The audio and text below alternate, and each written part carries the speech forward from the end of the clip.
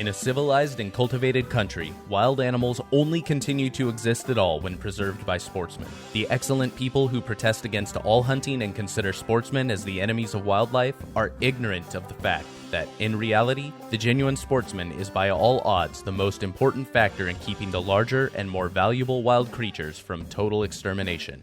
Theodore Roosevelt. All right, y'all, welcome to another episode of the Wild Initiative Conservation Coffee Break. Today I'm on the line with Mitch Hartley of the Migratory Bird Joint Ventures. This is actually the second time I'm doing this because I forgot to hit record before. Mitch, thanks so much for hopping on the line with me today. Yeah, my pleasure. Let's try this a second time now that I'm recording. Why don't you give me a general overview of what the Migratory Bird Joint Ventures are, as well as what your role within the organization is? Sure.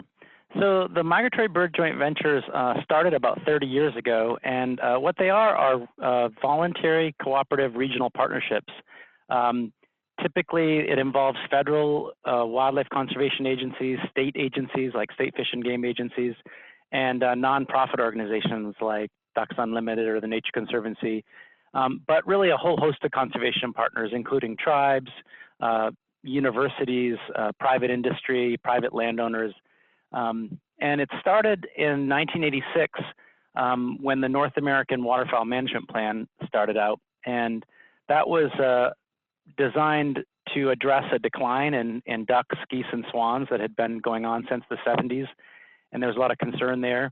And a lot of our waterfowl breed in the northern United States are really mostly in Canada, and they spend part of their life in the United States, and a lot of them winter either in the southern U.S. or in Mexico. So the North American Waterfowl Management Plan was meant to kind of address that annual life cycle that migratory birds have across the continent.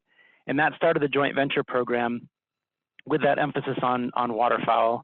And as it evolved, after 10 or 15 years, in addition to the North American Waterfowl Management Plan, there were conservation initiatives that were either hemispheric or national or international, focused on shorebirds and other water birds, and also land birds like songbirds, and which is to say all birds. And somewhere along the line, the joint ventures that were focused on waterfowl and wetlands said, well, we really need to embrace bird conservation in general.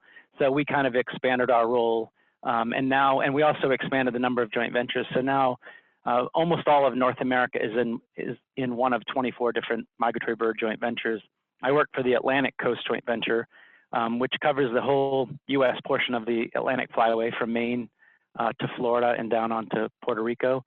And I'm the assistant coordinator, and I kind of lead day-to-day operations from Maine to Chesapeake Bay.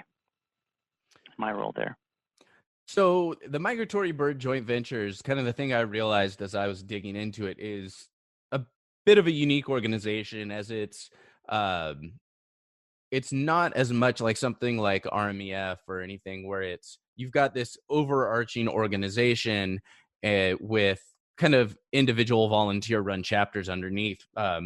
Each of these joint ventures is almost its own separate organization in and of itself, hence, I guess, the name joint ventures, correct? Mm-hmm. Correct. Yeah, they're actually quite different. There are joint ventures. They're not just different in geography. They're also different in what they focus on. So in the middle of the country, you have the Central Hardwoods Joint Venture, which is really focused on songbirds and forest management, and whether it's grasslands for quail or sparrows, or whether it's forests for warblers. They're really focused on forest management and private lands. You have other joint ventures like the Prairie Pothole Joint Venture that's really focused on an agricultural landscape, a lot of grazing and crop farming, and lots of small wetland basins that are super productive and important for birds. Our joint venture is large in geography, and there's a lot of different ecosystems within it, but we've actually become more focused in the last few years, and we're trying to really fill a niche on salt marsh conservation, coastal marshes, tidal marshes that are really in a lot of trouble in terms of sea level rise. And we're seeing a lot of deterioration in that habitat, and there's certain species that are dependent on salt marsh that are in really steep decline. Birds like salt marsh sparrow and black rail are just disappearing from places where they used to be found. And salt marsh isn't just important for this suite of birds. It's actually a really important ecosystem for people, for other wildlife that use it, but also for protecting human communities from storms and flooding and things like that. It's also plays a really important role in the marine food web, and lots of commercial and recreational important fish spend part of their life cycle in estuaries, in marshes, salt marshes. So, these fisheries are worth billions and billions of dollars a year, and tens of thousands of jobs, whether it's blue crabs or striped bass or, you name it. A lot of those species are dependent on these salt marshes. And so we see this habitat as being critically important for birds, for human communities, and also for sort of the economy. So you spoke to kind of some of the initial high level issues that you guys are addressing. What are maybe some of the types of issues you may see? Some of the various, because you talked about the diversity in what each of these organizations really address, and I know you can't necessarily speak super in depth to all of the issues all of these groups are facing, but what are maybe some of the variety of issues that people would see across the U.S. that these different organizations may attack or address? Well, one of the biggest ones I would say that's an issue across joint ventures is working with private landowners. In a lot of this country, most of the wildlife is found on private lands. So working ranches, working farms, working woodlots, places that are providing families their livelihood, and places to recreate and things. But they're kind of providing this home for wildlife, but they're also, providing jobs for people and places where people live. And so we work a lot on farm bill programs, the conservation chapter, so the Natural Resources Conservation Service and the Farm Service Agency, both under USDA. And there's a lot of, that's a very large federal program that is really meant to work with private landowners to either improve their ag operations or to improve the environmental side of their ag operations. And so a lot of joint ventures, including ours, work closely with NRCS and FSA and USDA and all those alphabet soups to try to get landowners to, have a more efficient operation, maybe less waste, and set aside maybe sensitive lands that are better left unplowed or ungrazed, or maybe grazed more efficiently or something, but in a way that has benefits for wildlife as well as people. Fantastic. So if folks wanted to get involved with Migratory Bird Joint Ventures, one, where can they find it online? Maybe a good spot to go and locate their local joint venture, as well as just how can they get involved? What's the best way to give of their time and resources?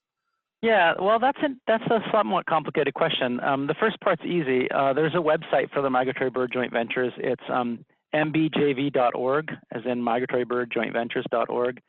And there's information there. There's a map where you can click on it and see where your joint venture is, and it's actually, the link says get involved. But in terms of how they actually get involved, the thing to keep in mind is that joint ventures are partnerships. So each joint venture has a small staff. Sometimes those staff members are federal employees. Sometimes they're nonprofit organization employees. Sometimes it's a real mix of partners that work for the joint venture. But we really serve the conservation community. So a lot of joint ventures, our sort of customers or clients, if you will, are state wildlife biologists, or maybe a manager who works for a refuge or a national park, or a nonprofit organization like a Ducks Unlimited biologist or an ecologist that works for the Nature Conservancy.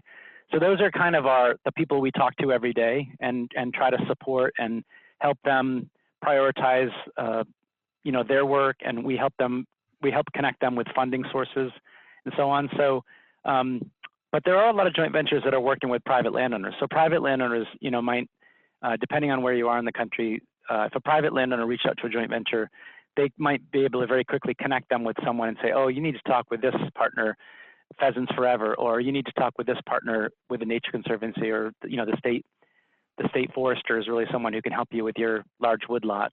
that sort of thing. We could certainly help connect people. Fantastic. Well, I appreciate you sitting down, taking the time to talk with me today. Y'all make sure you head on over to our conservation page at thewildinitiative.com/conservation. You can scroll down, look for Migratory Bird Joint Ventures profile on that page, or you can search for them on there. There's links to the website and some of the social accounts. Make sure y'all check it out and get involved. Thanks so much for taking the time today. Yeah, thanks for having us.